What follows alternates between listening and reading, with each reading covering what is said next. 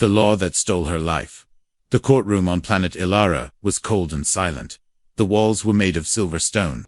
There were no windows. Only one bright light shined on a woman sitting alone. Her name was Zara Velen, and her husband had died just 2 hours ago. He had worked in the deep mines of Ilara, where alien workers dug rare crystals for the Galactic Federation. It was dangerous work. Explosions happened. Lives were lost. And today, Zara became a widow. She had not cried yet. Her green eyes stared at the empty chair beside her, the place where her husband should have been. Her silver hair fell over her face, but she did not move. Then, a loud robotic voice broke the silence. Zara Velen, you are hereby informed under Galactic Code 1178. A widow of Ellery blood must remarry within 3 standard days. If she fails to do so, she shall be taken to the repopulation center. The room stayed silent. Zara did not blink. Everyone knew what the repopulation center was. It was a prison for women who did not marry again. They were forced to give birth for the survival of the Ilari race. No one came out the same. Some never came out at all. Zara finally spoke, her voice soft but strong. I cannot marry. No Ilari male will accept a widow. The judge, a floating drone with red lights, replied coldly. Interspecies marriage is legal under Code 1153. You may choose an off-worlder. Off-worlder, that meant alien. That meant human. There was only one human living on this station, James Keller, a former soldier from Earth. He worked in the cargo bay and never spoke to anyone. Zara had seen him once, walking fast, head down. He looked angry, or maybe just tired of life. Zara stood, her hands shaking. He will say no. He hates our kind. The drone replied, then you will be processed for relocation in 72 hours. Zara was dismissed. The doors opened, and she walked out of the cold courtroom into the main corridor of the space station. People passed by. No one looked at her. No one cared. In her room, she sat on the floor. Her husband's jacket still smelled like him. She pressed it to her face. For a moment, her strength broke, and tears fell. You promised we would escape this place, she whispered. You said we had time. But time was gone. Meanwhile, James Keller was finishing his shift. He moved crates with tired arms. His face was hard. He didn't like aliens. He didn't trust them. The war between Earth and the Galactic Union had ended 10 years ago, but in his heart, it never really ended. He saw one of the officers walking toward him. The man handed him a note. James opened it and frowned. Zara Velen requests a meeting. Who? James asked. The widow. The one from Ilara Sector 9. James shook his head. Not interested. But something in the officer's face made him pause. She has 3 days. After that, she's property of the state, the man said with a shrug. You're the only legal option. James didn't like it. But something about the whole thing made his stomach twist. A person shouldn't be forced to marry, or be taken away like some object. Later that night, James found himself walking toward the East Wing. He told himself he just wanted to hear her out. Nothing more. Zara stood in the hallway. She looked thinner than he remembered. Her eyes were tired but still bright, still sharp. Thank you for coming, she said softly. James crossed his arms. Let's make this quick. Zara nodded. The law says I must marry, or they will send me away. You are the only one who can help. James laughed bitterly. Help? You think marriage is help? I fought in a war because your people bombed Earth colonies. Zara stepped closer. I didn't choose the war. Just like I didn't choose this law. She looked up at him with quiet desperation. I will not beg, but I will say this. If you say no, they will break me. Slowly, silently, and no one will know. James felt his chest tighten. He hated being part of someone else's story. But he hated cruelty more. Why me? He asked. Zara's voice was calm now. Because I think you still have a heart. She reached out her hand. Marry me. I'll warm your bed. I'll say the words they need to hear. You'll never have to see me again, but I'll be free. James looked at her hand, then at her eyes. There was no trick there, only a woman standing at the edge of a cliff. James did not move at first. He kept looking at her hand. It stayed in the air between them still waiting. Zara's eyes did not blink. She was not begging. She was offering something that cost her pride. Maybe even her life. The hallway was quiet. Only the hum of the station engines filled the air. It was not the kind of silence that felt peaceful. It was the kind that warned of coming storm. Stepped back. He was a soldier once. He had faced death, fire screams, but this felt different. This felt like a trap made of wood. Why?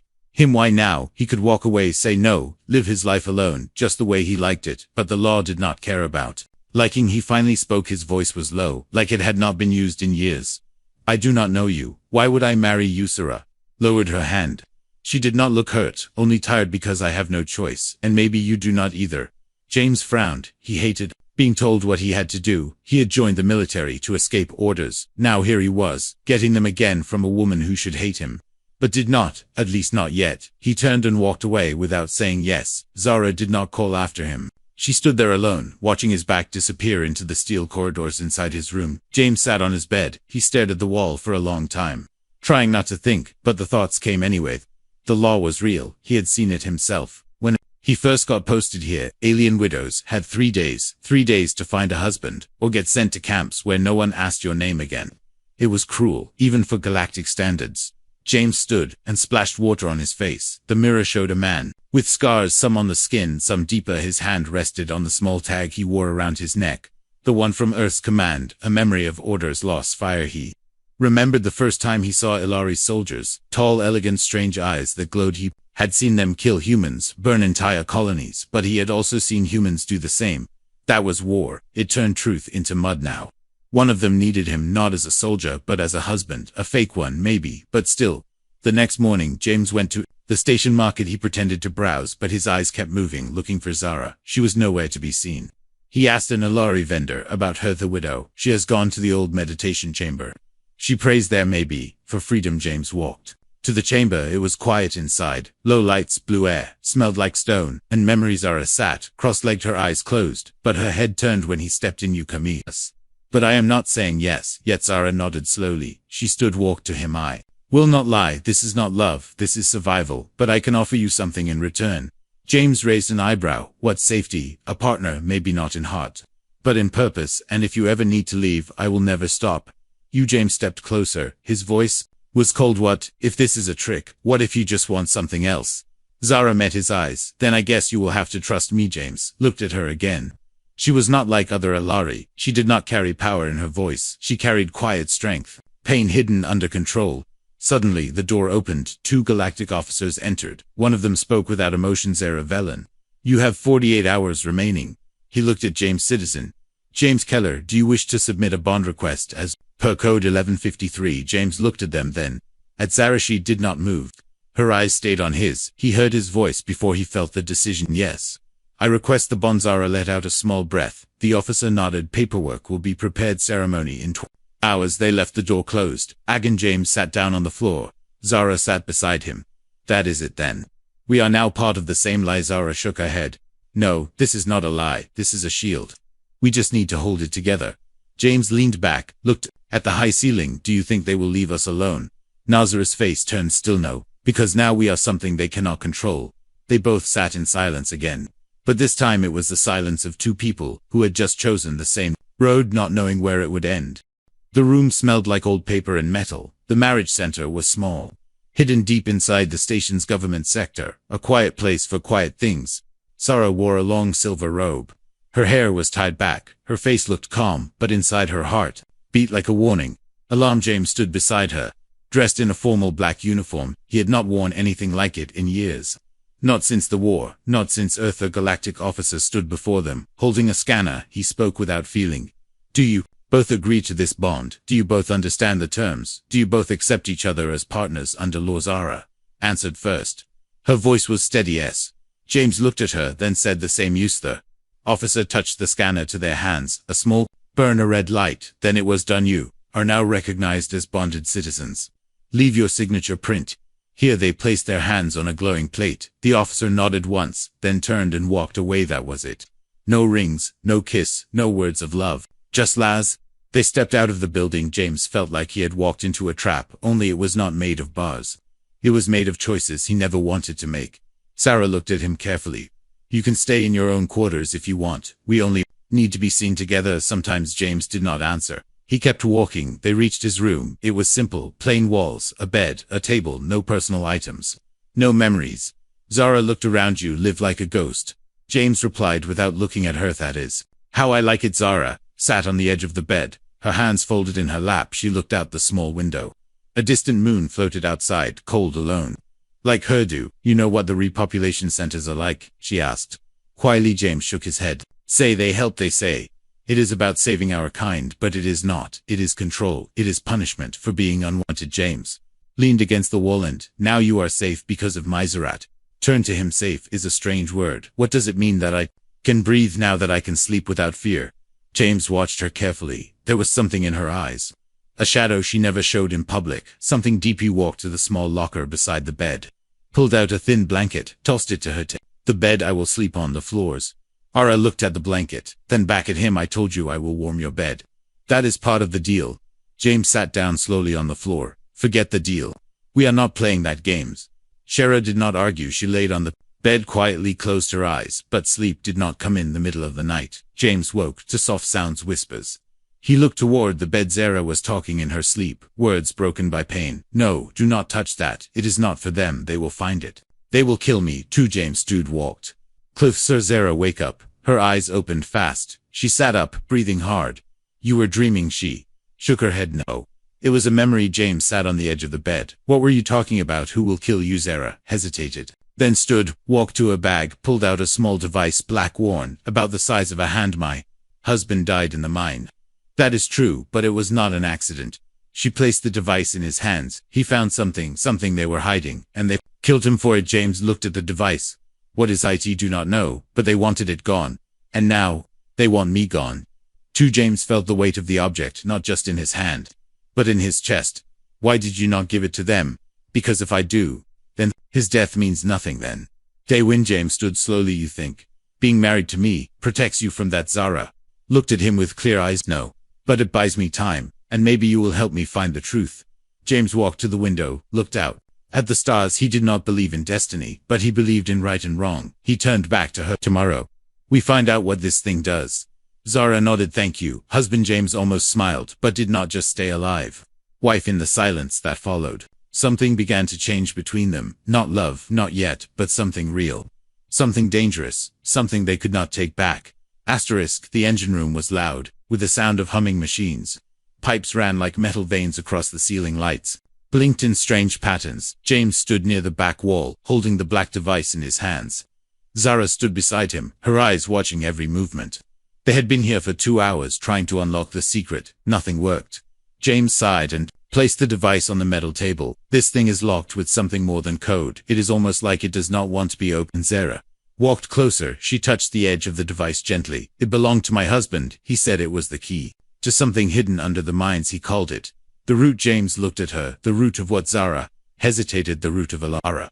The truth that the Federation does not want people to see. James frowned. What kind of truth are we talking about? Zara sat down on a nearby crate. A long time ago, Alara was not ruled by the Federation. We had our own council, our own science, our own power. But when the Galactic Federation came, they made deals with the leaders. Then they took control. They said it was peace, but it was theft. They used our planet, our crystals, our people. James leaned against the wall. That sounds like every other planet the Federation touches. What makes yours different? Zara looked up at him.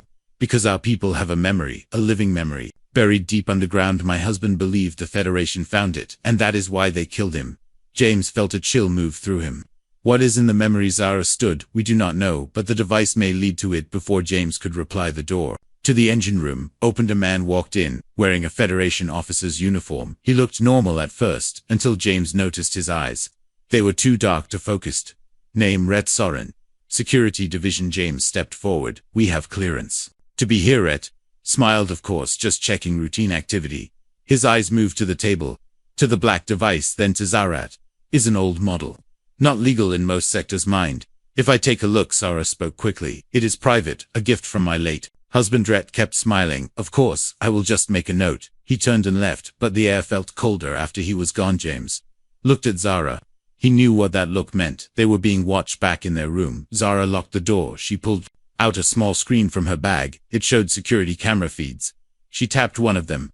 Rhett was speaking to someone in a dark office. Zara turned to James. That man is not just security. He used to work in intelligence. My husband feared him. Looked at the screen, then at the device on the table. We cannot stay here. If they think we know something, they will. Come. Zara nodded. Then we go to the mines, where it all started. James packed quickly. 2 bags, 1 weapon. No time to plan. They moved through The lower tunnels of the station, Zara walked with speed and purpose like she had done this before. James followed alert, ready for anything. The entrance to the mines was sealed, but Zara placed her hand on a hidden panel. A door slid open. How did you... No, that was there. My husband showed me. This is how he escaped the night he died. They stepped into darkness.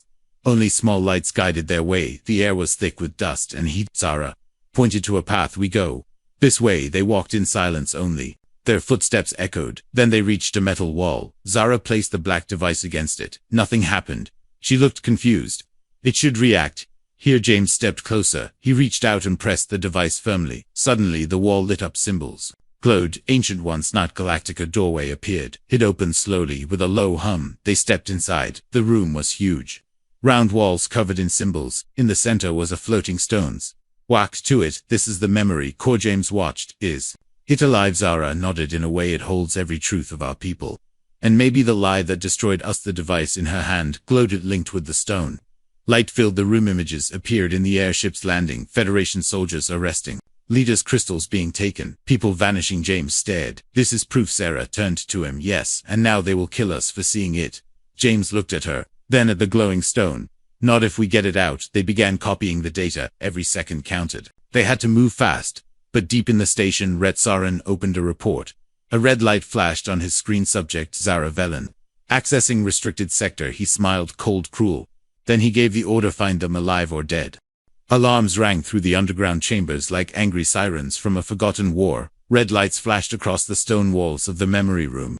The glow from the floating stone flickered. As the connection broke, James grabbed the device from its base. Zara pulled the data crystal from the stone's core. Both of them looked at each other without words. They ran back through the tunnel.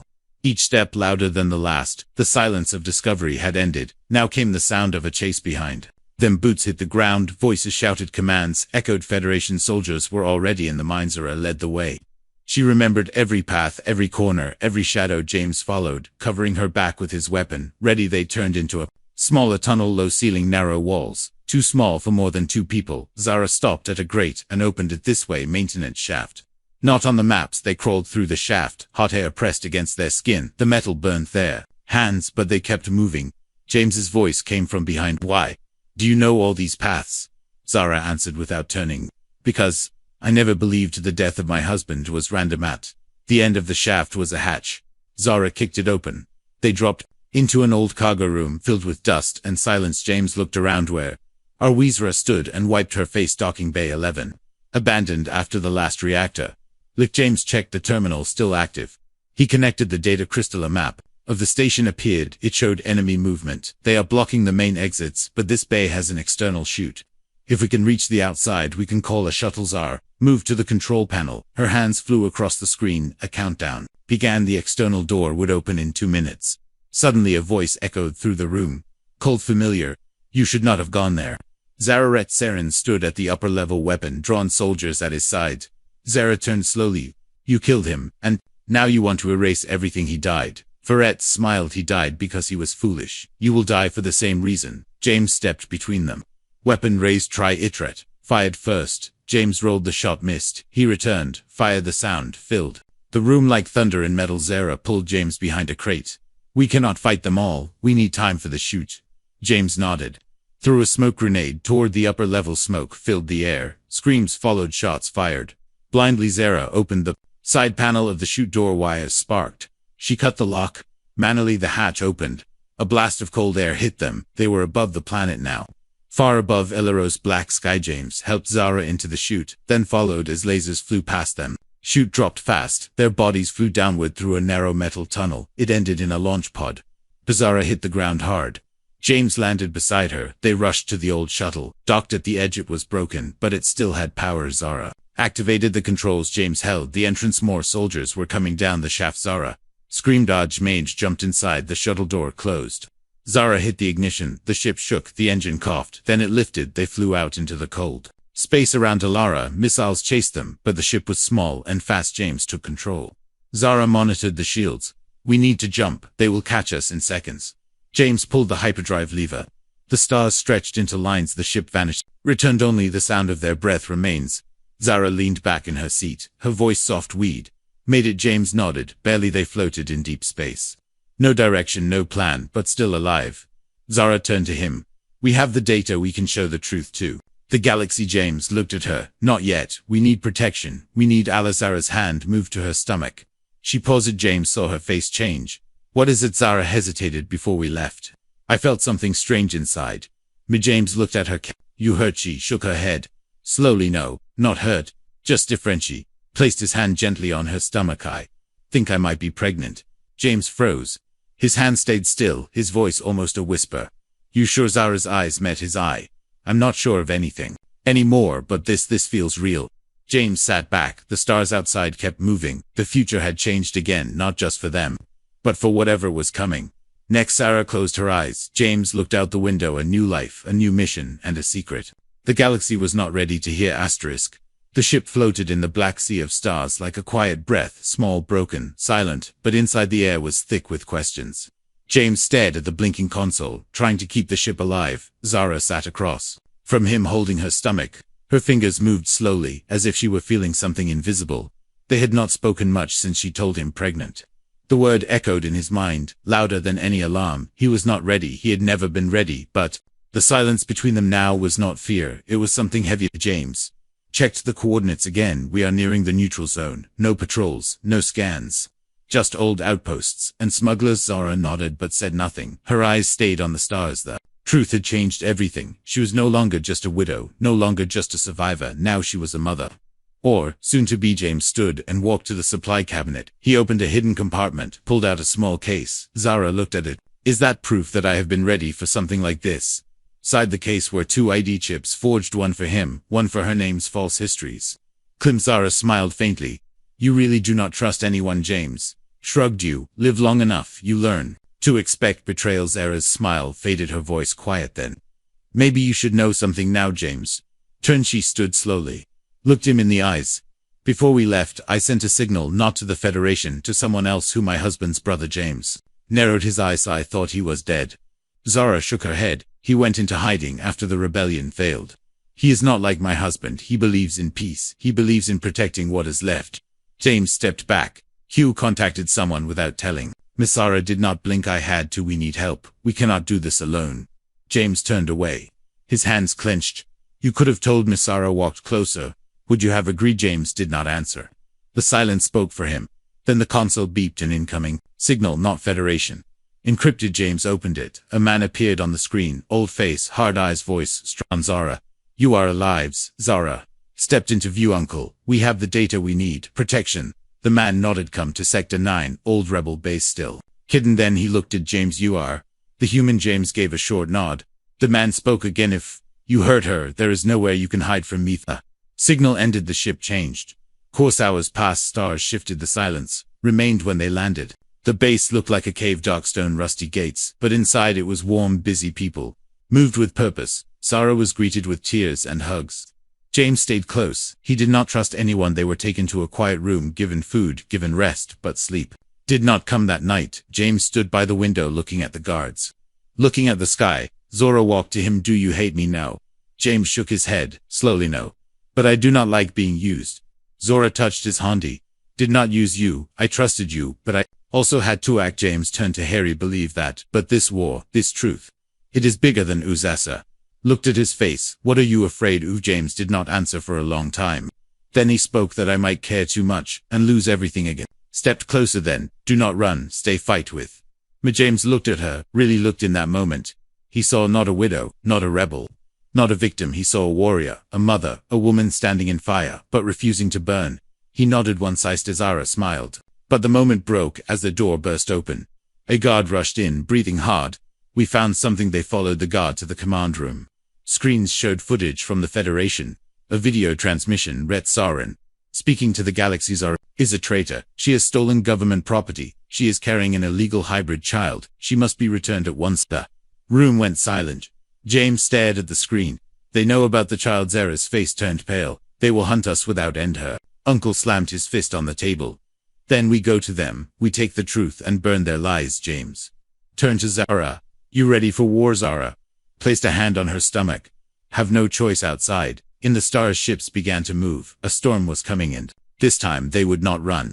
The rebel fleet drifted near the edge of the starfield, like shadows waiting for purpose. Old ships patched with scrap metal, powered by faith more than fuel inside the command ship. Zara stood in front of the central display, her eyes steady, her hands calm. James stood beside her, silent, focused, ready. The data crystal was now their weapon, the memory of a world lost. The truth of a people erased. They had one chance to reveal it before the Federation erased them. Instead, Zara turned to the council of rebel leaders, her voice cliff. The Federation took our land, our voices, our history. Now they fear what is growing inside me, not just a child. A future they cannot control. James stepped forward. They called me a soldier, but today I am only one thing. Her shield and the witness to everything they tried to hide. A young pilot entered the room, holding a blinking device. Signal detected. Federation fleet approaching fast, full strike force. Zara looked at her uncle, the old rebel leader who had fought and lost too many times. We are ready, he gave a nod. No speeches, no promises, just action. The rebel ships powered up. Engines lit like fire in the dark. The Federation ships arrived in rows, like silver knives. Cutting across the stars, a message came through. It was Ret Saren, his voice cold without feeling. Turn over, Zara Valen, or be destroyed. Zara responded without fear. I have something you want. Come and take it. The battle began. Ships twisted through the sky like angry birds. Fire burned across metal. Screams echoed through comms, but through it all, James and Zara moved toward the core. Their small ship punched through the chaos. Zara held the crystal. James flew like a ghost through fire. They reached the broadcast tower, floating near the old moon. The station that once shared songs across planets, now broken, forgotten. James landed the ship hard. Zara jumped out. The doors creaked open as old air rushed out inside. The tower was dust, silence, memories. They reached the main console. Zara placed the crystal inside. A hum, a glow. Then the system came alive. Screens lit up. Footage played. People across the galaxy stopped to watch. Miners, doctors, soldiers, children. They saw Ilara before the Federation. They saw peace. They saw the moment it was taken without war, just silence. Then they saw Zara standing in front of the galaxy with her hand on her stomach. I am not your enemy. I am your reflection. We want to live. We want to remember. We want to be free. James stood beside her, no longer hidden, no longer just human. Together they were more back in the battle. The Federation ships paused, confused, broken by truth. Then Ret Saren appeared on every screen.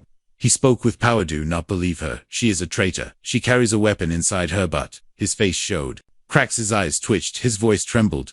People began to doubt. People began to ask, what if she is right? Inside the broadcast tower, alarms began again. Federation troops were landing. James took position at the door. Zara kept the signal alive, stretched each second louder than the last. The door exploded. Ret walked in, gun raised. Give me the child. Give me the data. Zara stood in front of the console. I am done. Running. Ret fired. James blocked the shot, hit his arm. He did not fall. He returned. Fire. Ret dropped to the ground alive, but finished. Zara completed the upload. The truth now lived in every system, every station, every school. James leaned against the wall, blood on his sleeve. Zara ran to him. You are not dying, not today. The rebels arrived. They took control of the tower. The Federation ships retreated, defeated not by guns, but by truth. Back on the rebel base, people celebrated. The galaxy had seen the light. Zara stood before a crowd. James beside her. We are more than what they made us, and we will not forget. Again. Months passed. Zara gave birth on a quiet morning. No alarms, no soldiers, just peace. A girl, half human, half LRI. Born under a sky of stars. James held her in his arms, his voice softer than ever before. You are the start of something new. Zara smiled. She is the proof that love does not ask permission. In the end, the galaxy changed. Not all at once, not in every corner, but the seed was planted. One truth had saved a world, and one family had shown what it meant to fight for it.